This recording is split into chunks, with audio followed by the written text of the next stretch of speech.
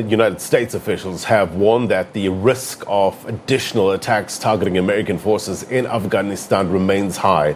This after a suicide explosion claimed dozens of lives outside Afghanistan's Kabul airport. The Pentagon has also clarified that there was only one bombing, correcting initial information they put out on the attack. Some reports put the toll at over 100, including the deaths of 13 military personnel. Flags have been lowered to half-staff in the United States to honor the service members killed after an Afghan affiliate of ISIS claimed responsibility for the massacre, and a US president acknowledging a tough day, but with a message for the perpetrators. To those who carried out this attack, as well as anyone who wishes America harm, know this: we will not forgive. We will not forget. We will hunt you down and make you pay. I will defend our interests and our people with every measure at my command. These American service members who gave their lives, it's an overused word, but it's totally appropriate here, were heroes. Heroes who've been engaged in a dangerous, selfless mission to save the lives of others.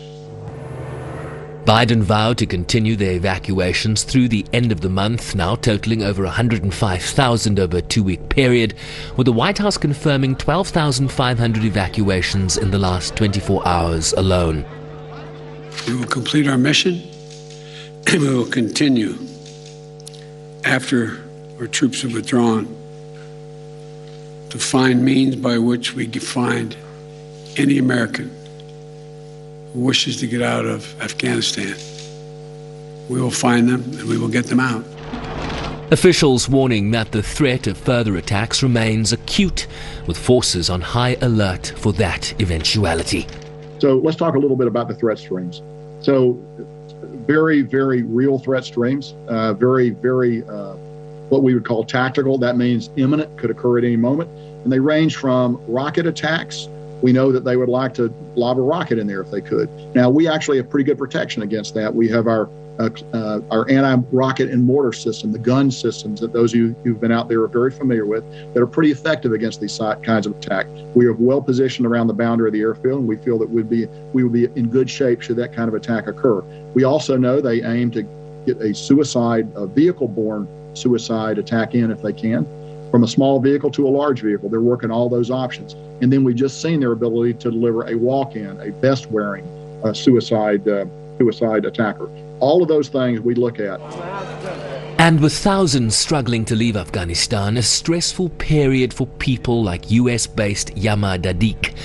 His Afghan-born wife and 4 children were visiting Afghanistan amid the Taliban's swift takeover and were unexpectedly caught up in the melee as thousands sought to exit the country. Actually, my wife, went to visit their relative after 4 years. They were expected to come back on August 16, but everything happened very fast, and Kabul collapsed in 15. So they were stuck there, until 24, and finally they made it home today. My family started going to the airport from 17 August until 24. They attempted 6-7 times. And last time, in 24, they were able to get inside the airport, and I'm very happy. Joining, reuniting with my family, my wife, 4 kids, and yeah. Relief for some in an environment shaped by risks that include life and limb, where everything is complex and nothing a certainty until it is done. Shervin Briceby's SABC News, New York. All right, let's discuss this and bring in SABC International News Editor Sophie Mokoena. Sophie, good to have you on the program. We will not forgive, we will not forget, we will hunt you down and make you pay. Strong words from the US president. Now we're hearing that there's been airstrikes against a group called ISIS-K. What's the latest on the ground? Well, of course, indeed, as President Joe Biden had indicated earlier on that they will revenge. They have indeed done that. And we are told that there was an airstrike directed to ISIS-K. It is not clear yet in terms of the impact of that airstrike, but what we do know is that there were no ordinary citizens who were affected, but it was a direct airstrike at ISIS-K. I think the intelligence of the military had done its work in terms of knowing exactly the target and where the target is, and they did just that. And we expect the United States of America to continue with these airstrikes as they try to repel the ISIS-K while they are busy evacuating those Americans and people who must be evacuated, who are supporting the military in America during this 20 years of stay in Afghanistan. What more are we learning about this group called ISIS-K? My understanding from a cursory read is that the K stands for Khorasan. Tell us more about ISIS-K. The word Khorasan speaks to how this group is constituted in terms of the geographic in the Middle East. It includes Pakistan, Afghanistan, and certain areas of Middle East. What we also know is that it was launched in 2014, and it was almost like a breakaway or a group of people who left the Afghan Taliban and also the Pakistan Taliban. They have formed this new group in 2014 as part of a fight against the United States of America. What we know is that they don't see eye to eye with the Afghan Taliban as we speak now. And that is why even the Afghan Taliban is currently fighting the very same group. But at the end of the day, we have also information that the differences or it is around issues of ethnic groups and perhaps how they can move forward in terms of having an independent Afghanistan where you don't have United States of America being part of Afghanistan or being in Afghanistan. We know that the U.S. went to Afghanistan after the 9/11 where they were hunting bin Laden, and after he was killed, America is still there, the military is still there, but it was the former president of the United States of America, Donald Trump, who agreed with the Taliban that America will withdraw in Afghanistan in May. It was supposed to have happened in May, but when Joe Biden took over, he then decided to put a deadline to 31st of August, and therefore that is why you see this withdrawal. Many people are accusing Joe Biden that what he did was uncalled for, he was irresponsible, but they tend to forget that this was an agreement reached by the previous administration under President Donald Trump. You know very well that he was trying to reach out to enemies of the United States of America, or the so-called enemies of the United States of America. You'd recall those meetings with North Korea and many others, and this was part of Donald Trump trying to make friends in the Middle East. And we know it was all about resources and oil. Look, these were, as you've been reporting, the cards handed to Joe Biden from Donald Trump. But as you say, there's been a lot of criticism with regards to how Joe Biden has handled the withdrawal. And he says that August 31st is the deadline, and he's sticking to that deadline, isn't it? There's no turning back. Right now, Taliban are in charge of Afghanistan. And to go back to try and recapture Afghanistan, it is going to be very difficult for the United States of America. And you are likely to see more casualties. And that is why the president of the United States of America, Joe Biden, has decided that there is no way he is going to move that deadline. We know that Joe Biden met with his counterparts of the G20 and the G7, where it was a virtual meeting, particularly with the G7, and he made it clear to the United Kingdom and France, including Germany, who were trying to push for him to reconsider the deadline to withdraw. But he is really not moving. And what he's doing now is to revenge based on what transpired a few days ago, where America lost its servicemen during the attack by the ISIS-K. And therefore, there is no turning back. On the 31st of August, the intention is to ensure that all people who are supposed to be evacuated, the military, including the citizens of the United States of America, are out and they are back in the United States of America. We know that the United Kingdom has announced that they will be evacuating the last group, 100 people or 100 citizens of the United States of America, of the United Kingdom. And France is saying they will complete their evacuation before the 1st of August. Therefore, there's no turning back. The Allied forces are going to leave Afghanistan, and the deadline is the 31st of August. There's no decision yet to kind of postpone that deadline. Right. You mentioned Germany. We know that President Cyril Ramaphosa has just concluded his working visit to Germany. It was for the G20 Compact with Africa meeting. Do you think this was discussed there?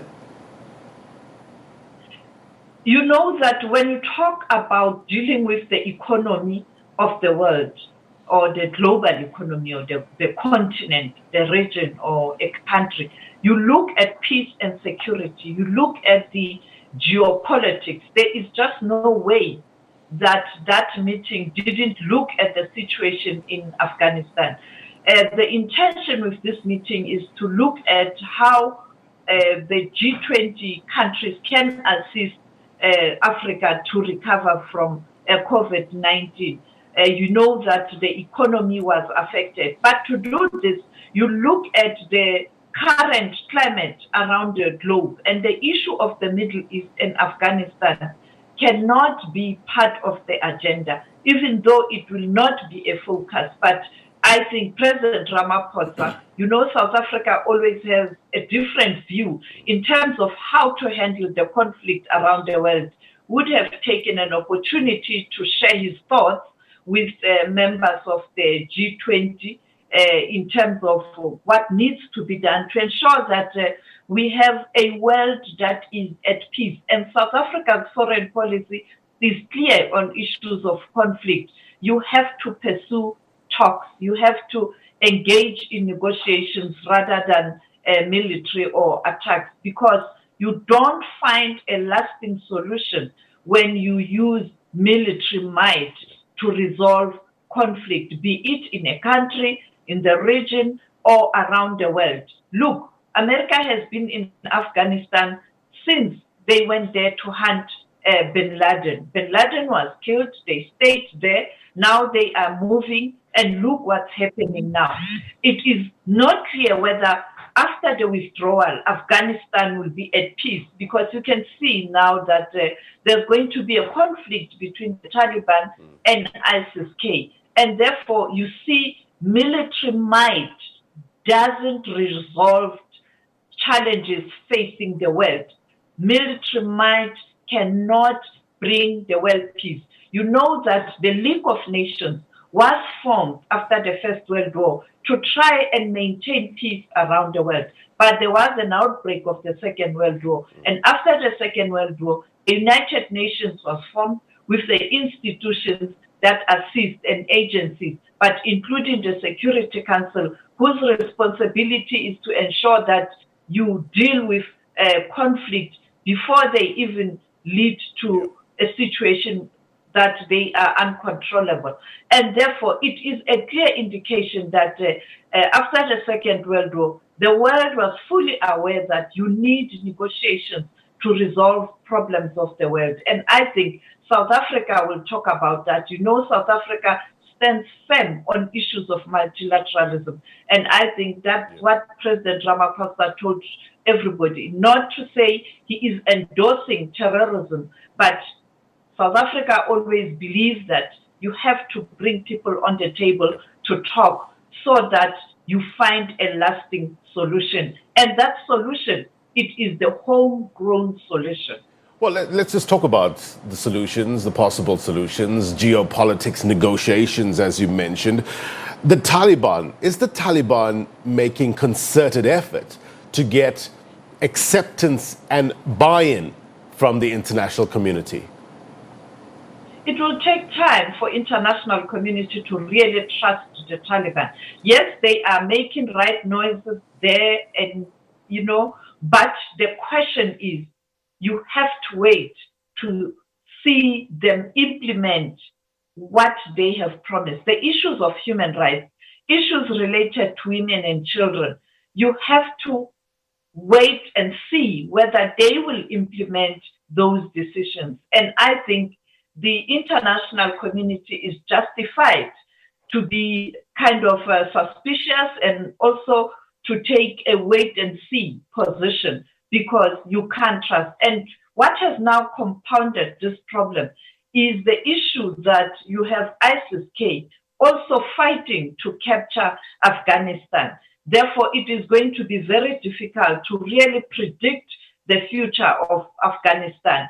But there's hope that the Taliban, they want to be accepted by everybody, and the negotiations in Qatar, Doha, will assist the Taliban to make certain concessions, particularly on issues related to human rights.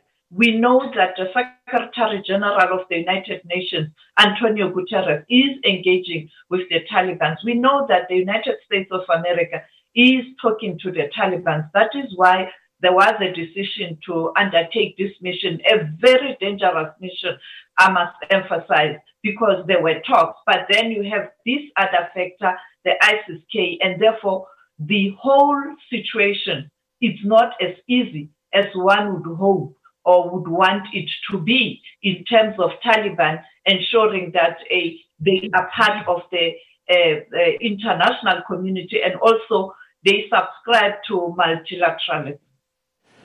Sophie Mokoena is our international editor. This is a developing story, no doubt. Sophie, as well as our international correspondent, strategically positioned around the world, will bring us the very latest. Sophie, as always, thank you very much indeed for your reporting.